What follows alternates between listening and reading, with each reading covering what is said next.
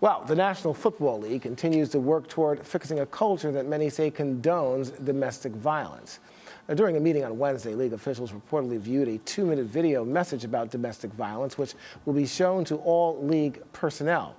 It features a former player who discusses, among other things, raising a generation of men who have the courage to call out other men who commit domestic violence. Well, joining me is Brandon Robinson. He's a sports writer at The Source magazine.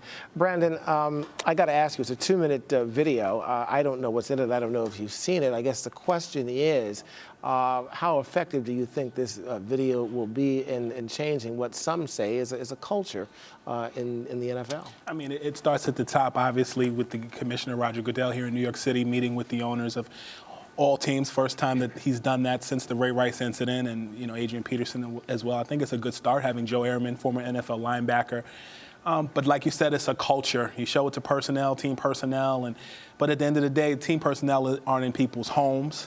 I'm not skeptical about it, but I do think that the NFL is in damage control mode right now. Well, look, no one can argue the fact that there were a number of missteps by the NFL, and even Roger Goodell, although he claims he didn't see the tape. I think that evidence would indicate otherwise. Sure. Obviously, they're making moves to amend all these wrongs or missteps that they've done in the past. I guess the question is, does this take Roger Goodell off the hook?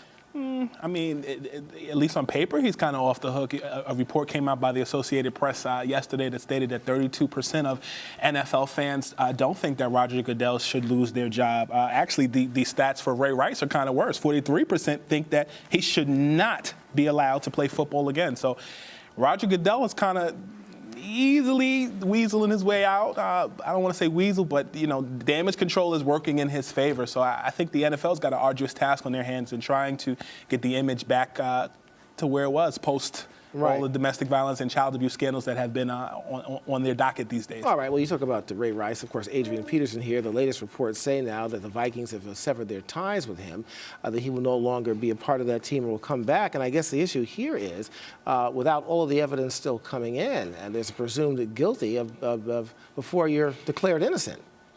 Guilty until proven innocent. And also comparatively to the Ray Rice situation, there was a poll that the embattled star should be allowed to play if he's found not guilty. Of course, his trial date is set for December 1st, and he plans to plead not guilty.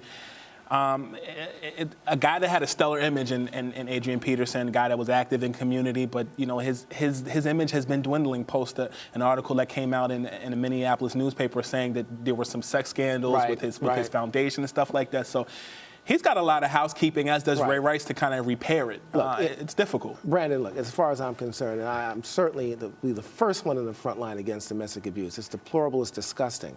But at the same time, I think perhaps, and some people are suggesting this, that there's this rush to judgment and blanketing the NFL and athletes with domestic abuse. I did some research on my own here. According to some U.S. Justice Department figures, they're about at the league's peak training camp, there are about 2,500 players in the league. And according to the statistics there, arrest rates among NFL players falls far below the national average. DWI at the top of the list, as well as domestic violence, under half the national average for other people. And I guess my question is, when you look at this and you see the media going full force against these athletes, one would suggest that after seeing these figures that this is quite unfair. It's unfair. But to go back to a point, you and I have gone back and forth about this. It still goes back to the point that the NFL is a billion-dollar organization, and you've got million-dollar workers that represent that organization. And when guys act up, it has a residual effect on sponsors. It has a residual effect on whether or not folks will come to games. At the end of the day, it counts to money. Green, as you know, is the universal language. No, absolutely. I mean, the ratings are still up. But I just say, once again, domestic violence is not anything to be condoned in any form or fashion, but just to demonize a whole league of players, especially when they're predominantly African-American, I think is something to be questioned. It's difficult, and it's nothing we can solve in 30 seconds or less. And we got to end it right there. Right there. Brandon, thank you. Thank you for having me. All right.